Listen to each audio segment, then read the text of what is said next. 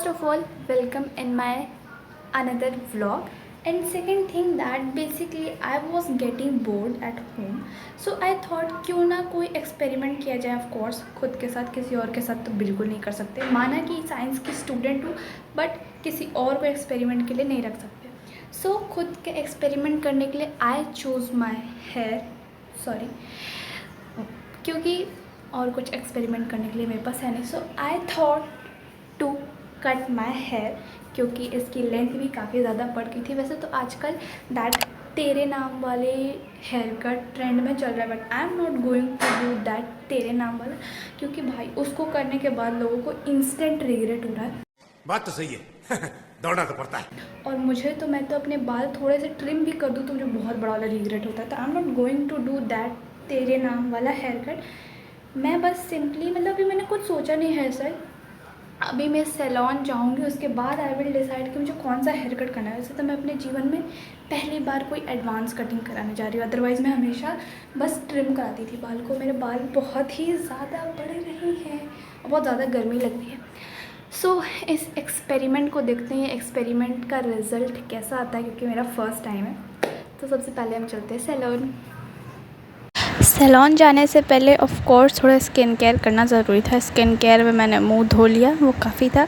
उसके बाद थोड़ा तैयार श्यार होना भी बनता था, तो मैंने ऊपर ये क्रॉप टॉप पहना और नीचे बॉटम में, और यहाँ स्वैग मारते हुए तैयार हो गई. पर तभी याद आया कि मैंने शूज़ तो पहने नहीं. उसके बाद मैंने अपने ये फेवरेट वाइट वाले शूज़ पहने. एंड या नाउ आई एम रेडी. इसको पहनने में जो हालत ख़राब हो रही है वो तो मुझे ही पता है. And tada, now I am full ready to go salon. तो सैलून में जाते ही सबसे पहले उन लोगों ने मुझे ये स्लीपर दी, क्योंकि अंदर जो है शूज़ नहीं पहन सकते, तो उन्होंने अपने स्लीपर प्रोवाइड की थी. उसके बाद फिर मैं यहाँ मस्त आराम से लेट के अपना हेयर वॉश करा रही थी. देख रहे हो क्या स्वैग है अपन के. और हेयर वॉश कराते समय मैं तो यही सोच रही थी कि भाई इतना प्रेम से तो मेरे घर वालों ने भी कभी मेरा हेयर वॉश नहीं किया होगा. अपार्ट फ्रॉम दिस फिर मैं आगे बढ़ी. हेयर वॉश के बाद उन्होंने मेरे बाल टाई किए. उसके बाद थोड़ा बहुत उसे ड्राई किया, क्योंकि कटिंग के लिए तो थोड़ा गीला चाहिए रहता है, तो पूरा ड्राई नहीं कर सकते. हाँ देखो, वहाँ पीछे एक और बाल कटिंग हो रही है. वो लड़की है, भूत मत समझ लेना उसे. उसके बाद मैं बैठ गई यहाँ मस्त. यहाँ पे मेरे बाल झाड़े जा रहे हैं. एकदम प्रिंसेस ट्रीटमेंट वाली फीलिंग आ रही है. मस्त बैठी हूँ, लोग मेरे बाल धो रहे हैं, बाल झाड़ रहे हैं. उसके बाद फिर रोल आता है हेयर ड्रेसर का, और यहाँ हेयर ड्रेसर मेरे बालों को चाउमीन बनाने पे लगे हुए थे. पर कोई बात नहीं, बाल तो उन्हें ही काटने थे. फिर उन्होंने भी कॉम करने स्टार्ट किए, कटिंग के लिए, ऐसे कॉम करने के लिए नहीं. भाई बैठे बैठे तो मुझे इतना डर लग रहा था ना, क्योंकि मेरा पहला एक्सपीरियंस था एक तो एडवांस कटिंग कराने का जीवन में. ऊपर से मैंने अपनी मम्मी को बताया भी नहीं था कि भाई मैं बाल कटवाने वाली हूँ. मैंने जाके उनसे कह तो दिया था कि मुझे बटरफ्लाई वाला कट चाहिए, पर जैसे जैसे मेरे एक एक करके बाल कट रहे थे, भाई साहब अंदर से तो ओ माय गुडनेस वाला ही फीलिंग आ रहा था मुझे एकदम अंदर से. यहाँ मेरे हेयर ड्रेसर को मज़ा आ रहा है.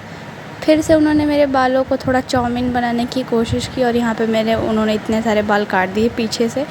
फिर आगे बारी थी फ्रंट की. फ्रंट से उन्होंने काटा. मैंने कहा अरे भैया मेरे सारे बाल मत उड़ा दियो, थोड़े से बचे रहन दियो. फिर उन्होंने आगे से मेरे बाल काटे. मेरे चेहरे पे जो असीम वाला जो डर छाया था ना, वो तो मुझे ही पता है भाई. मेरे बाल जा रहे थे और मैं शांति से बैठी हूँ चुपचाप.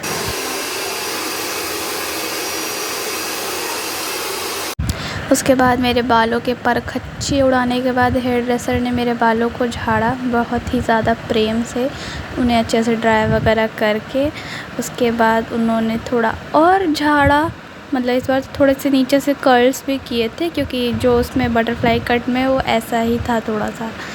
मैं जब वो कट कर रहे थे तब मेरे को तो लग रहा था भाई ये कहीं तेरे नाम वाला तो लोड नहीं कर रहे हैं hair style. And now we were on the final stage, जिसमें मेरे बाल हो चुके थे, बस उन्हें ओपन करना बाकी था, जो कि मेरे हेयर ड्रेसर यहाँ पे ओपन कर भी रहे थे. मैं वेट कर रही थी भाई जल्दी से खोलो, मैं देखूँ क्या लुक है, क्योंकि पहला एक्सपीरियंस था. और फिर यहाँ मैं फ्लैक्स मारते हुए अपने बालों की कटिंग की. वैसे तो काफ़ी मस्त लग रहे थे. हेयर ड्रेसर ने मुझसे पूछा था, मैंने कहा बहुत बढ़िया एकदम मस्त. खैर मेरे हेयर की तो कटिंग हो चुकी थी, तो मैंने सोचा कि क्यों ना इस सैलून को घूम लिया जाए, क्योंकि यहाँ मैं पहली बार आई थी और मुझे यहाँ का कुछ भी नहीं पता था। बट ये सैलून काफ़ी अच्छा था। मैं अभी तुम लोग को अंदर से पूरा दिखाती हूँ। ये सैलून काफ़ी अच्छा था। मैं इस सैलून के बारे में ज़्यादा कुछ नहीं जानती, क्योंकि मैं खुद गूगल से सर्च करके यहाँ आई थी और मतलब मुझे काफ़ी अच्छा लगा, बजट फ्रेंडली भी था। ये जो था, सबसे पहले ये वेटिंग रूम था यहाँ पे इतना बड़ा सा, आप मतलब आपके साथ अगर कोई और है तो आप वेट कर सकता है। और फिर यहाँ से ये स्टार्टिंग थी। ये वाला एरिया जो था, यहाँ पे हेयर वॉश, वहाँ मेरा हेयर वॉश हो रहा था।